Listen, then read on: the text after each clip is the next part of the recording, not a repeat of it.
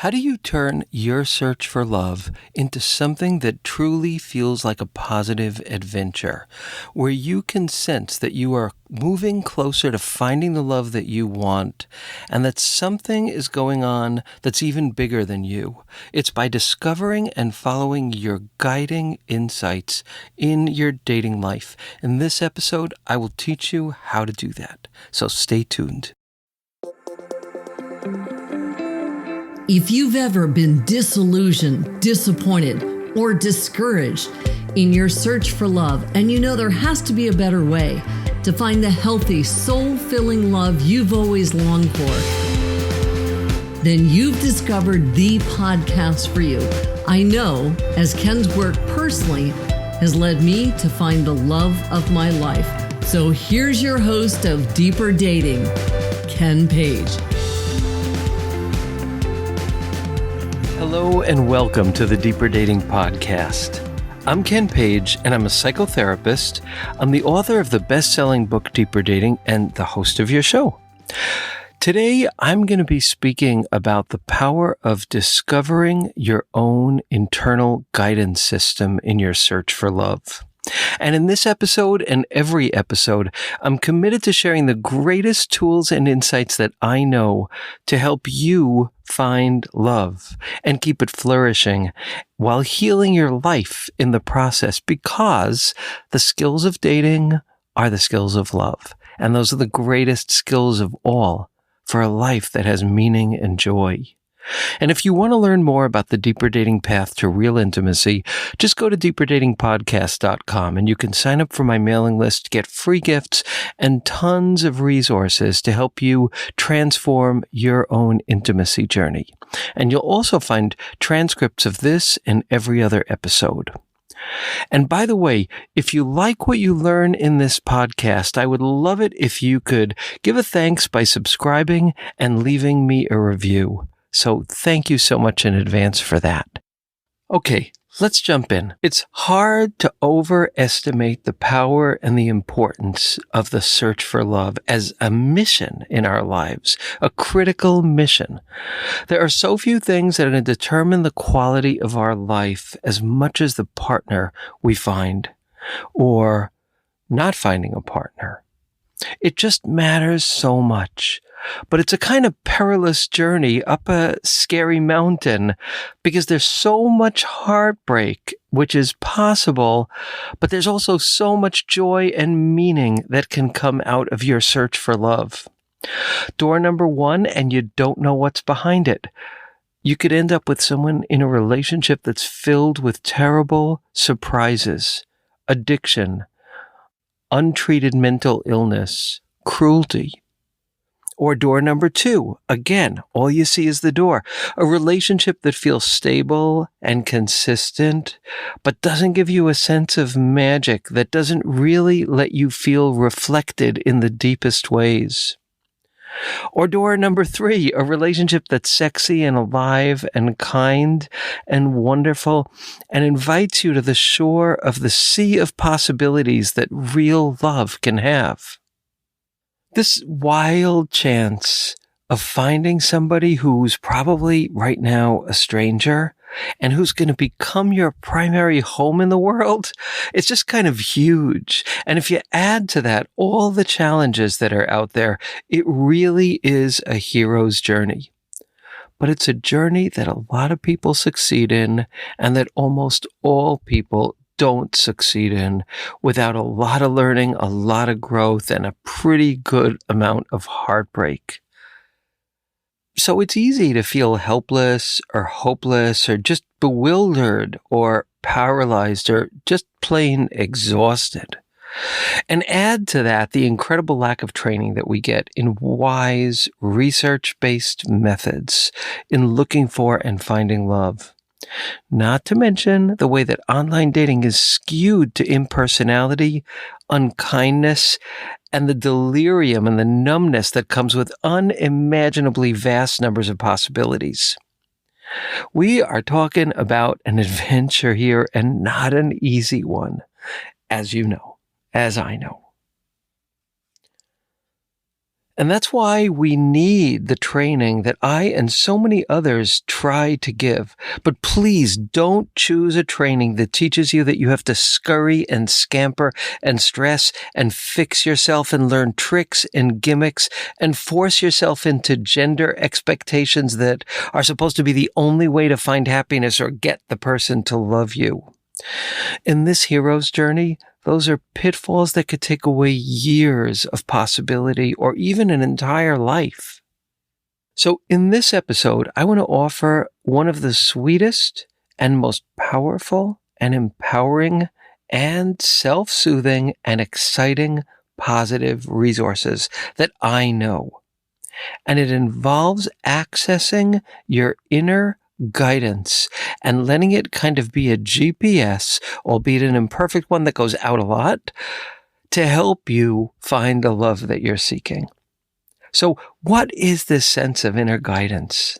It's that state, that place where you get an insight or a feeling that carries a sense of excitement or hope or peace that feels kind of stronger than usual. A sense of next step, a sense of possibilities. But that kind of space, that inner guidance space, you also feel this kind of like sense of solidity or rightness or hope or goodness.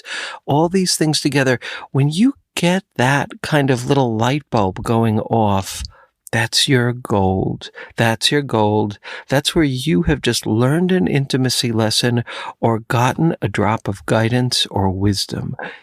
Maybe you feel a sense of softness, a softening in your heart that's an indication of something shifting. Or maybe you have an insight that changes the way you think about things. Maybe it comes out as an inner prompt that tells you to go somewhere or do something or call someone or try something. Specifically, what we wait for is this sense of insight that touches our heart and feels real. It doesn't usually have a sense of desperation. There's some feeling of solidity in it. It doesn't have that addictive feeling. It doesn't have that sense of dopamine thrill overlaying a sense of emptiness. And all of us can find these messages. And when you add that ingredient into your search for love becomes a spiritual adventure, a life adventure. It becomes more inspiring, and you begin to see it more as your hero's journey, a journey of bravery and truth and growth, because that is what this is meant to be. And I'm going to teach you a few practices for that. But I want to start with a story from my own life. My dear, wise friend, Michael Clementi, who passed away in 1991, was a real teacher of mine, and boy, did I have a lot to learn, and he was very gentle. But I remember dating someone who I was really attracted to, and the interest was mutual, and this guy did not know how to listen, and it was really annoying and frustrating to me. So I wanted to end it. And Michael said to me something that sparked that sense of rightness and kindness and that softening of the heart. It had that feeling, and maybe it's one of the first ones I ever remember feeling in this kind of morass of like blindly looking for a relationship. This was like a light that went off inside my heart. And that, in a way, it's like that light going off in your heart and in your head. Even if it's subtle or little, those are your gold. Those are your next steps. So I had that. So this is what Michael said to me. He said, "You know, Ken, this guy wants to be a good boyfriend." That really hit me when he said that. He said, his intention is there. And what you're asking for is something that, he doesn't really know how to do. Why don't you just ask him? And that was when I experienced those signs of a guiding insight. My heart softened. I felt warmer. I felt like a better person. I can actually remember that moment because it had that guiding insight feeling, which is one of the best and most important feelings of all. I think of this search for love as kind of like parkour. And if you ever saw somebody doing parkour, it's just wild. They leap into space. They leap from one building to a fire hydrant to God knows what. They leap from thing to thing in ways that seem just absolutely impossible. But their genius is they pick out the spot that's safe and solid, and then they leap through space to get there. And so in parkour, you're always looking for that next space. And in conscious dating, it's the same. You are looking for the next guiding insight. You're leaping from guiding insight into scary, unknown space to land when you land on your next guiding insight, which you then follow. And that, when we live that way, starts to make our search for love into a journey of healing, not a journey of learning the tricks to get the person to love you or to become irresistible, but a journey of healing and growth, which is a wonderful thing. And it's what you want, I believe. So in that moment, when Michael said that to me, I found the next ledge to jump onto, and it felt solid and right. And I felt a heart, which was the heart of a sensitive gay man growing up in a culture that taught me that it was stupid and embarrassing to be soft and kind. And I felt that frozen brittleness of my heart begin to soften. But it was a leap. But the fact that I knew I was leaping onto something that felt like goodness and truth, to me, made all the difference in the world and made the search for love just feel a little less cold and dark. I had something to land on that felt good and right and I believed in. So I did that. And this guy heard me. I could see in his face that he heard me. And I heard in his words that he felt bad and he wanted to do this differently. Ultimately, it was just completely beyond him to be able to have that kind of conversation, completely beyond him. But I left the relationship with that sense of deep healing, which is another mark, a fabulous mark of that inner guidance. So I would love you now to just take a moment and see if you can remember any time that in your intimacy journey, you had something that felt like that kind of pop or glow of warmth or wisdom inside you about a relationship. It may not have landed you exactly where you needed to go, but it landed you to a step that was growth. You learned something. Just take a minute and think about that. Sometimes it's kind of mystical. I remember at one point I was going to go on a trip to Hawaii with my sister. And then something said to me, that's probably not the best idea. And I had always dreamed of going to Venezuela. This was many years ago. And I lay down in bed and I thought, I need guidance. I need guidance. I'm going to really disappoint my sister, who is amazing, but I'm really going to disappoint her. Is this, just some kind of like just crazy and immature, impulsive idea that is the opposite of intimacy? Because I'm not going to do this trip my sister and I had talked about. And I got an answer. And the answer, it was just a feeling of like, you need to go to Venezuela. I've almost never had that, but I've had it a few times, and it has often ended up leading me to the next step in my relationship life. And in this case, it actually did that. And I met a very serious and very wonderful partner, which became the most important serious relationship in my life to that point.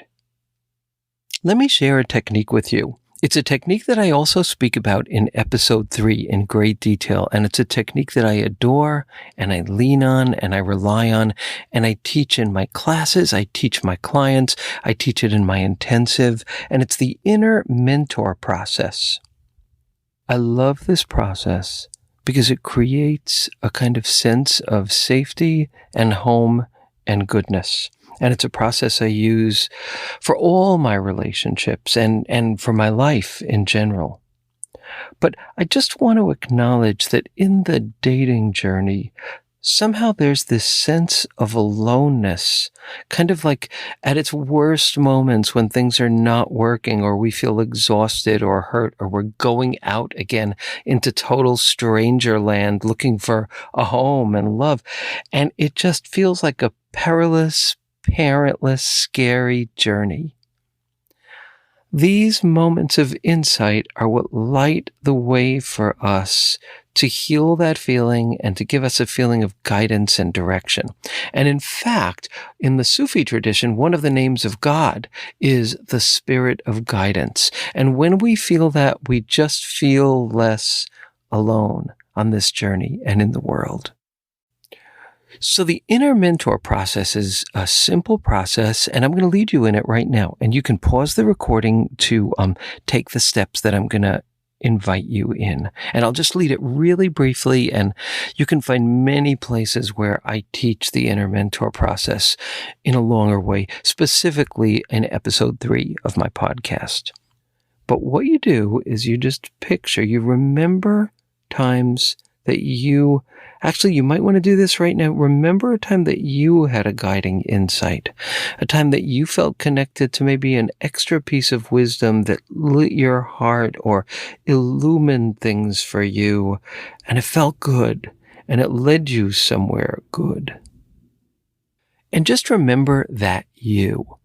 And now picture a you that is that you, but fully. You with your goodness and your wisdom unfolded. Essence of unfolded, empowered, wings open you. Just imagine that. It's just an imagination exercise. You don't have to instantly earn it to be able to do this process. Just imagine that you. Just get a glimpse in your imagination of that beautiful, beautiful you. What do your eyes look like? What does your face show? What's it like to live in your heart and beam this out? And now, imagine stepping into that you. You become that you. You don't have to earn it. It's imagination. Just jump in. Just imagine. Because even though it's not the you are yet, it's you. You know what this kind of tastes like and feels like. So just imagine jumping into this much more enlightened, empowered, flowing, integrated, fabulous you. You're in there now. And look at the you of today and just call out guidance.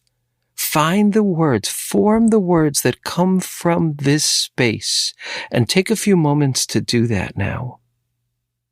You can pause the recording. Good. Now that, you might not have had much of an experience. You might have an experience where that voice told you something of significance.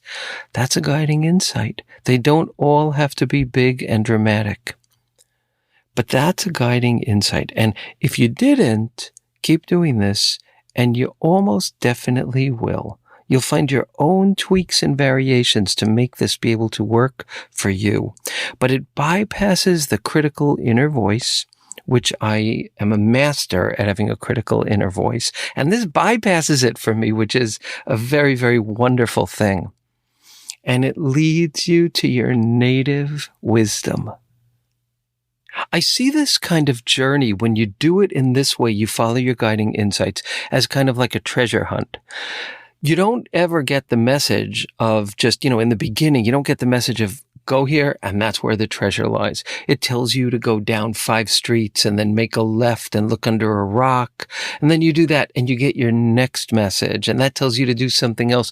And it's that process of following those messages that make you feel like you're on an adventure, help you know that it's an adventure toward goodness and intimacy, light your heart up a little bit, and give you some pretty fabulous tasks that you then need to do.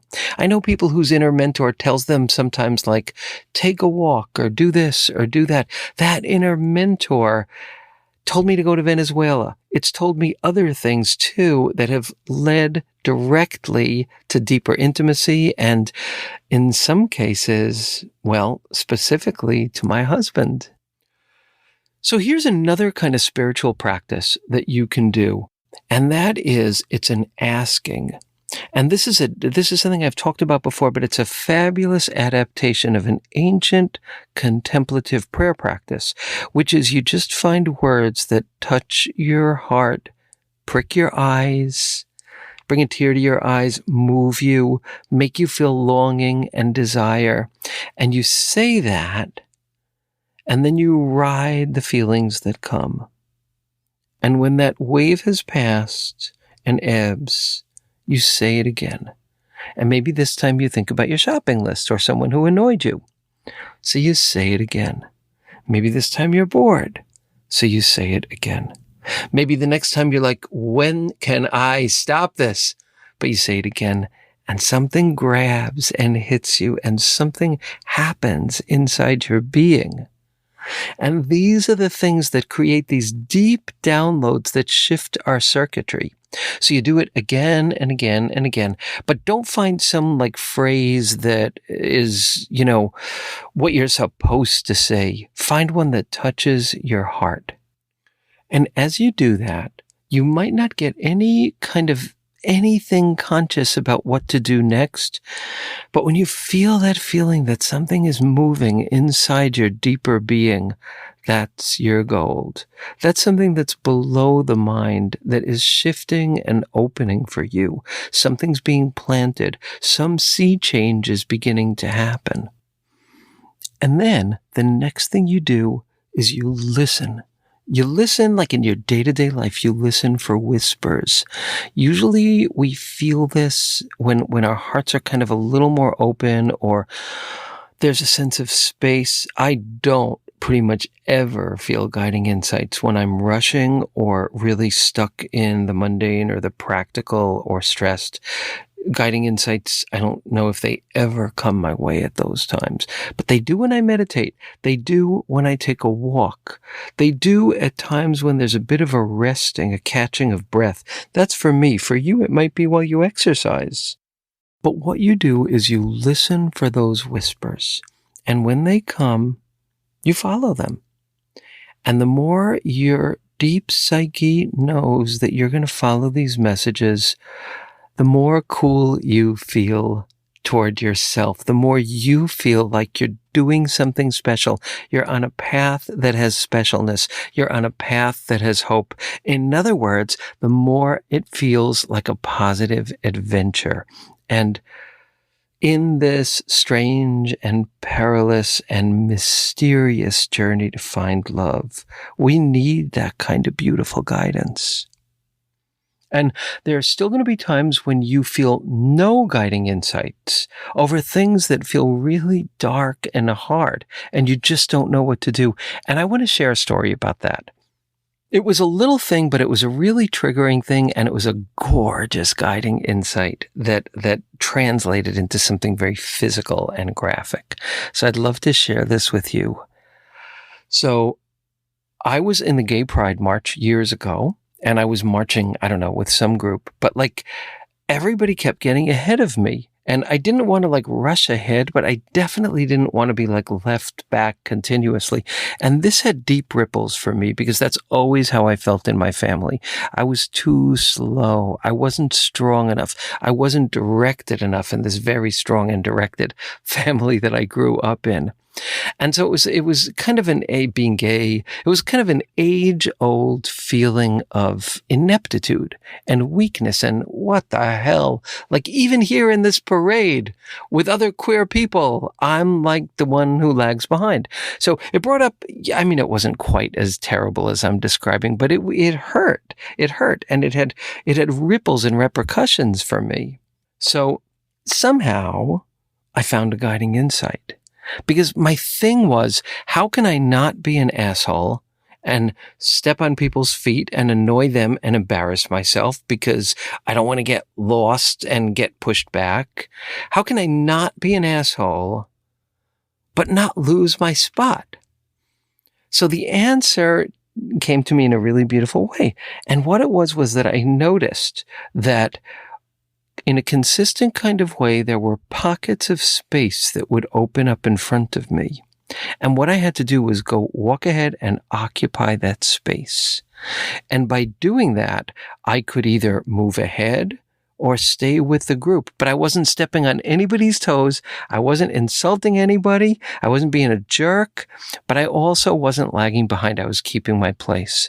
And this was such a metaphor for me. And the metaphor was when an opportunity or an opening or an insight opens in front of me, that's the one I should walk into. That's my path. My path is to occupy that little puddle of abundance, that space of opening in front of me, and to keep doing that. And that's just an image that I encourage you to think about in this wild and strange journey of dating, because it's not a needle in a haystack. There are forces at work, and I believe this down to my bones after decades and decades of work with thousands of people. There's a deeper physics here.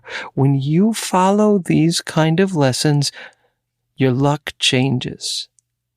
And this is a beautiful way for your luck to change. And it's a beautiful way to learn self-love and to grow and claim your search for love as a true intimacy adventure.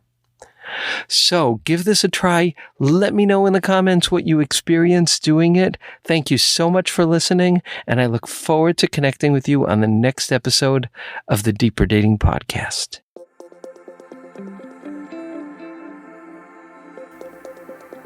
And that's it for today's episode of Deeper Dating. Be sure to go to deeperdatingpodcast.com, as Ken has a few more gifts for you. Then join us on the next episode.